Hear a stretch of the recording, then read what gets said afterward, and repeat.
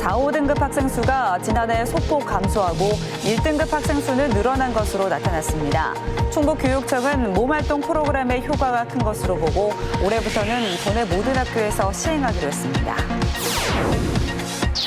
청주 명암타워의 철거 여부를 묻는 시민 여론조사가 다음 주에 시작됩니다. 리모델링보다 철거 의견이 높으면 공론화 과정을 통해 활용 방안을 다시 모색할 계획입니다.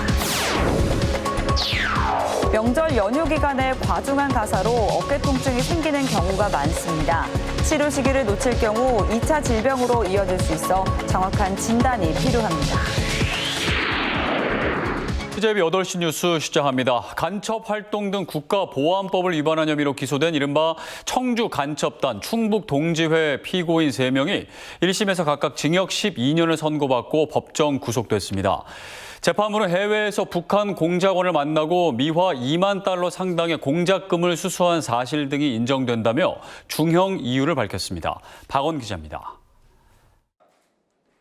북한과 내통한 혐의로 기소된 자주통일 충북 동지회 소속 회원은 모두 4명. 검찰은 이들이 지난 2017년 북한 지령을 받아 비밀 지하 조직을 결성해 이후 여러 차례 북한과 연락한 것으로 봤습니다. 미화 2만 달러 상당의 공작금을 수수하는 등 4년간 활동을 이어왔다며 국가보안법 위반 등의 혐의로 피고인들을 재판에 넘긴 겁니다. 이들이 재판부 기피 신청 등을 하면서 기소 이후 1심 선고까지 걸린 시간은 무려 29개월. 보석으로 풀려나 재판을 받던 피고인 3명은 오늘 1심 선고 직전 검찰의 증거가 모두 조작됐다며 억울함을 주장했습니다. 30년 사찰을 해서 2000년도에 이미 다 만들어놨던 것을 2021년도에 조작을 완료를 했다라고 저는 보고 있습니다. 어거지로 만들기 위해서 절차적으로 많은 문제들이 있었고요. 하지만 청주지방법원 형사 11부는 검찰이 제출한 증거가 대부분 인정된다며 이들 모두에게 징역 12년을 선고하고 법정 구속했습니다. 이들에게 적용한 혐의는 국가보안법 5조와 8조, 형법 114조. 재판부는 북한의 지령에 따라 충북 동지회라는 범죄단체를 조직했고 중국과 캄보디아 등의 해외에서 북한 공작원과 만난 것, 미화 2만 달러 수수 등이 모두 사실이라고 판단했습니다. 이 과정에서 국내 정세를 파악해 대북 보고문을 보내는 등 장기간 북한 공작원과 연락했다고도 설명했습니다. 다만 이들이 수집한 정보의 가치와 F-35 스텔스 전투기 반대 활동 등이 국가기밀을 누설하거나 사회 불안을 초래할 정도는 아니었다고 밝혔습니다. 1심 선고를 앞두고 이들은 국정원과 검찰이 만들어낸 사건이라며 지난 6일 유엔의 제3국 망명을 신청하기도 했습니다. 그러나 재판과는 별개인 사안이라는 이유로 정상적으로 선고가 이뤄졌습니다.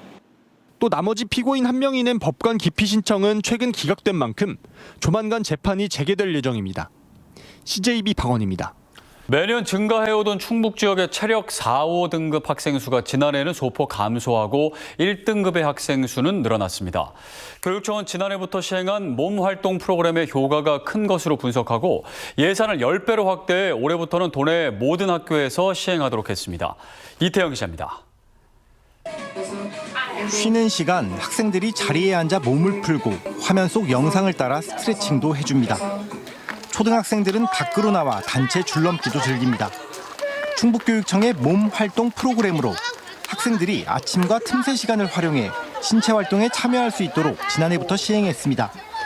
충북교육청은 이 몸 활동 프로그램이 큰 효과를 나타낸 것으로 분석했습니다.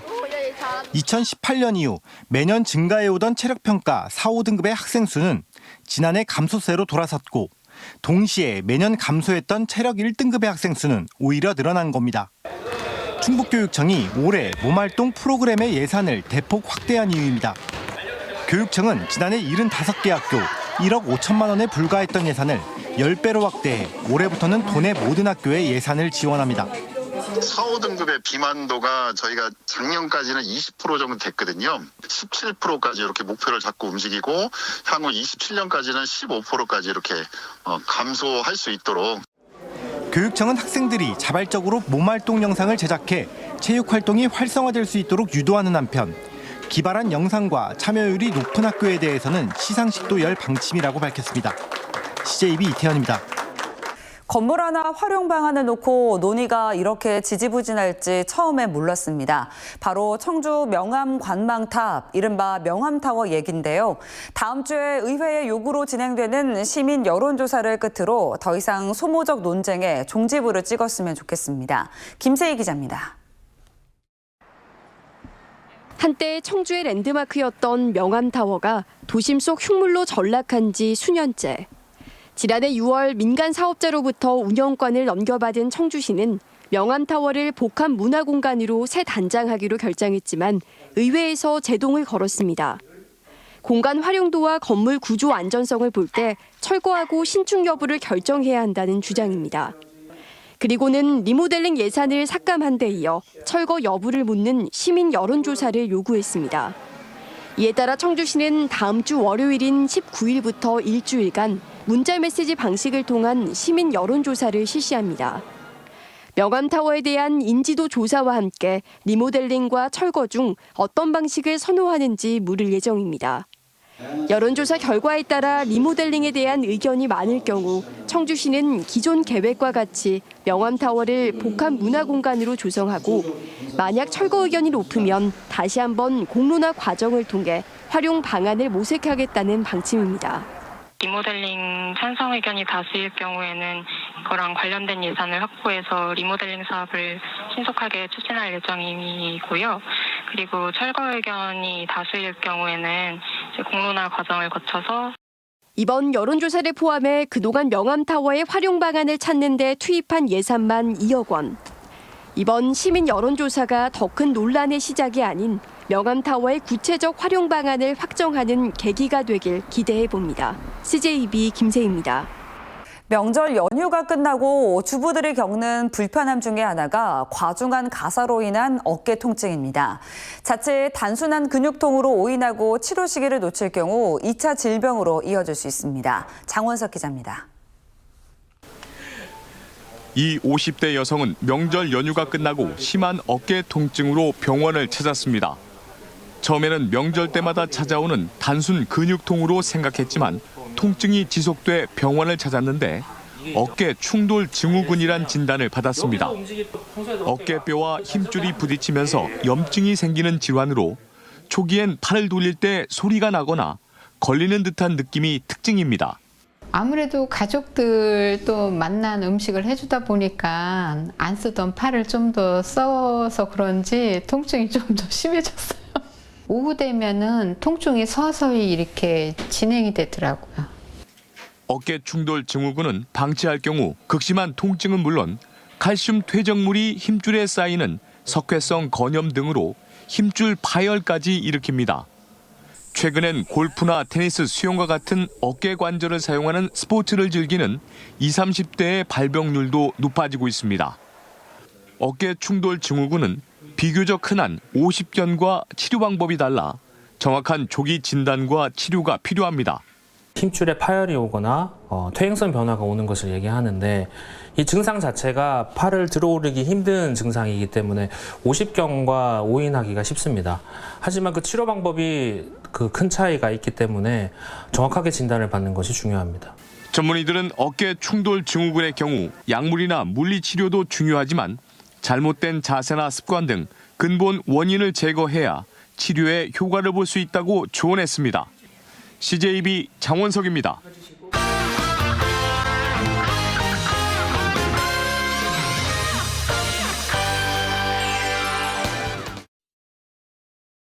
한 주의 세종 지역 이슈를 정리해드립니다. 주간 세종 이슈 더 세종입니다. 첫 번째 키워드는 CTX 추진의 KTX 세종역 운명입니다. 정부가 정부대전청사에서 세종청사, 조치원, 오송을 거쳐 청주공항으로 연결되는 충청권 광역철도를 시속 180km인 GTX급으로 개선한다고 밝혔습니다. 가칭 CTX로 대전과 세종, 청주를 연결하는 것은 물론 천안을 거쳐 수도권까지 연결되는 노선인데요. CTX가 개통되면 세종 정부청사에서 KTX 오송역까지 걸리는 시간은 35분에서 18분으로 줄어들어 충청권을 하나로 묶을 수 있게 되는 겁니다. 민간에서 민자 사업으로 제안한 대전, 세종, 청주 CTX부터 연내 사업에 착수하고 다른 노선도 지자체와 협의하여 추진 방안을 마련하겠습니다. 이를 통해 지방 대도시권도 30분 출퇴근이 가능한 메가시티로 발전시키겠습니다. 일각에선 CTX 추진에 따라 KTX 세종역 신설에 대한 명분이 사라지는 것 아니냐는 목소리가 나오고 있는데요. 수도권과 직접 연결이 가능한 CTX 세종 정부청사역이 신설되면서 청사에서 떨어진 KTX 세종역 설치가 설득력이 없다는 주장입니다. 하지만 세종시는 총선을 앞두고 KTX 세종역 설치를 포함한 26개 지역 공약 과제를 각 정당에 건의한 상태인데요. CTX 추진으로 중복 투자 논란을 빚을 수 있는 KTX 세종역 운명에 시민들의 관심이 집중되고 있습니다. 두 번째 키워드, 세종 지역서점 14곳 선정입니다. 세종시가 지역서점 14곳을 최종 선정하고 지역서점에 인증서를 교부했습니다. 올해 처음 도입된 지역서점 인증제는 인증 기준을 충족한 지역서점에 인증서를 교부하는 제도인데요. 인증서점에 대해서는 세종시가 도서를 구입할 때 우선 계약을 체결하는 방식으로 지원이 이루어지는데 다른 공공기관과도 협조해 계약 체결 범위를 확장해 나갈 계획입니다. 이를 통해 경영에 어려움을 겪는 지역서점도 돕겠다는 취지입니다. 또한 지역 인증서점을 통해 이용자가 원하는 도서를 서점에서 대출하거나 반납할 수 있는 희망도서 바로대출 서비스도 추진하는데요. 지역서점 인증제도를 통해 시민들의 독서문화 정착은 물론 지역서점 이용률을 높여 상생 발전에도 도움이 될 것으로 보입니다. 마지막 키워드는 고향사랑 기부제 목표 금액 2억 원입니다. 세종시가 올해 고향사랑 기부제 모금 목표액을 2억 원으로 정했습니다. 지난해 세종시에 모금된 고향사랑 기부금은 1억 4,500만 원으로 기부자는 1,587명으로 집계됐습니다. 특히 30대와 40대에서 기부자가 제일 많았고 전액 세액공제 혜택이 있는 10만 원 기부자가 전체의 68.2%에 달했는데요. 세종시는 올해 목표 금액 달성을 위해 각종 행사와 축제 등의 홍보 부스를 마련하고 차별화된 답례품 제작, 젊은 층을 노린 SNS 홍보 활동을 더욱 강화할 방침입니다. 최민호 세종시장은 세종의 미래가 더 건강하고 발전하기 위해서는 시민뿐만 아니라 세종을 사랑하는 국민 모두의 관심과 응원이 필요하다며 동참해줄 것을 당부하기도 했는데요. 출향 인사가 적고 출범한 지 11년에 불과한 세종시가 차별화된 고향사랑 기부제 정책을 통해 목표 금액을 달성할 수 있을지 주목되고 있습니다. 지금까지 주간 세종 이슈 더세종이었습니다. 2027 충청권 하계 세계대학 경기대회 조직위원회가 대회 엠블럼을 최종 선정했습니다. 선정된 U자 형태의 엠블럼은 곡선을 그리며 날갯짓하는 모습과 충청권 4개 시도의 CI의 색상을 반영했습니다. 엠블럼은 다음 달 스위스 로잔에서 열리는 국제대학 스포츠연맹 피수 집행위원회의 최종 승인을 받게 되며 조직위는 올해 내로 마스코트 등 상징물 선정을 완료할 계획입니다. 국민의힘 공천관리위원회는 김진모 전 청와대 민정 2 비서관을 22대 총선 청주 서원구 단수 후보로 확정했습니다. 또 청주 상당은 정우택 국회 부의장과 윤갑근 전 대구고검 검사장이 경선을 치르게 됐고 충주는 이종배 의원과 이동석 전 대통령 비서실 행정관이, 제천 단양은 엄태영 의원과 최지우 전 대통령 비서실 법률비서관실 행정관이 경선 후보 명단에 올랐습니다. 동남 4구는 박덕흠 의원과 박세복 전 영동 군수가, 증평 진천 음성은 경대수 전 의원과 이필용 전 음성 군수가 각각 2인 경선을 치르게 됐습니다. 또 각각 5명과 4명의 예비 후보가 등록한 청주 흥덕과 청원은 추가 심사가 결정됐습니다. 22대 총선 청주 상당에 출마한 국민의힘 정우택 의원은 보도자료를 내고 돈 봉투 의혹과 관련해 자신을 비판한 더불어민주당 이재명 대표를 고소하겠다고 밝혔습니다. 정 의원은 최초의 CCTV 제보자로 지목됐던 당사자도 후원 계좌 입금과 식사 자리를 제외한 나머지는 모두 사실이 아닌 허위라고 밝혔음에도 수많은 범죄 혐의를 받고 있는 이 대표조차 선거에 악용하고 있다며 허위사실 유포와 명예훼손 혐의 등의 법적 조치에 나서겠다고 밝혔습니다. 이재명 대표는 오늘 열린 민주당 최고위원회에서 정 의원의 돈 봉투 수수 의혹에 대해 국회에서 제명해야 할 사안이라고 비판했습니다. 충북보건환경연구원은 일상 속 편안한 빛 환경 조성을 위해 빛 공해 조사에 나섭니다. 조사 대상 지점은 청주시 주요 상가 밀집 지역으로 광고 조명 발광 표면 휘도를 측정할 계획입니다. 빛 공해 방지법의 조명 환경 관리 구역 내 조명 기구가 빛 방사 허용 기준을 초과하면 3년 안에 조치해야 하고 조치가 이루어지지 않으면 300만 원의 과태료가 부과됩니다. 충청대학교는 오늘 세종시티 오송호텔에서 라이즈 추진단 발대식과 산업혁명 성과 확산 교류회를 개최했습니다. 충청대 교직원을 비롯해 충북지역대학 혁신지원센터 관계자들이 참석한 가운데 임명장 수여식과 특강, 산학협력 우수 사례 발표 등이 이어졌습니다. 충청대는 지역사회와의 긴밀한 협력을 바탕으로 산학협력의 새로운 모델을 제시하고 지속가능한 발전 방안을 모색한다는 계획입니다. 제64회 간호사 국가시험에 응시한 충북대학교 간호학과 학생 59명이 전원 합격했습니다. 이는 지난 2016년 첫 졸업생 배출 이후 9년 연속 100% 간호사 시험 합격입니다. 다만 이들이 합격 이후 충북의 병원이 아닌 다른 지역 병원에 취업하는 이른바 간호인력 여괴 유출을 최소화할 수 있는 방안 마련은 여전히 숙제로 남아 있습니다. 음성군이 관내 중대재해처벌법 의심 사고가 발생함에 따라 재발 방지를 위한 긴급 현장 점검에 나섰습니다. 점검 대상은 아파트 건설공사와 금왕지구 도시개발사업 등 110개소입니다. 음성군에서는 지난 13일 한 아파트 건설 현장에서 40대 근로자가 추락해 숨져 고용노동부가 중처법 위반 여부를 조사 중입니다. 옥천군이 취약계층 노인에게 목욕비와 이미용비를 지원합니다. 대상은 옥천군에 거주하는 65세 이상 기초생활수급자 또는 차상위 계층 2,500여 명으로 연간 8만 원을 전용카드를 통해 반기별로 나눠 지급합니다. 상반기 신청은 오는 20일부터 다음 달 8일까지로 행정복지센터로 하면 됩니다. 괴산경찰서는 숨진 신생아를 냉동실에 유기한 혐의로 베트남 국적의 30대 여성 A씨를 붙잡아 조사하고 있습니다. A씨의 남편은 어제 오전 10시쯤 냉장고 냉동실에서 발견된 영아 시신을 공터에 매장했다며 자수했고 이후 경찰은 A씨의 신병 확보에 나서 전남 나주의 한 고속도로에서 체포했습니다.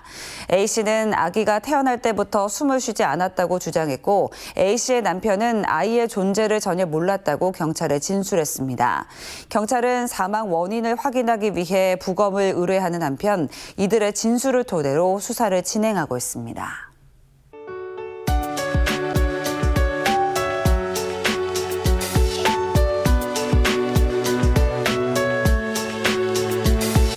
네, 앞서 충북 학생들의 체력이 소폭 향상됐고 교육청은 체육 활동을 앞으로 더 확대한다는 소식 전해드렸는데요. 건강한 신체에 건강한 정신이 깃든다고 하죠. 운동은 학업에도 긍정적인 영향을 미친다고 하는데요. 몸과 마음이 건강한 미래 세대를 키우는 건 우리 어른들의 몫이기도 할 겁니다. 이상으로 CJB 8시 뉴스를 마칩니다. 시청해주신 여러분 고맙습니다.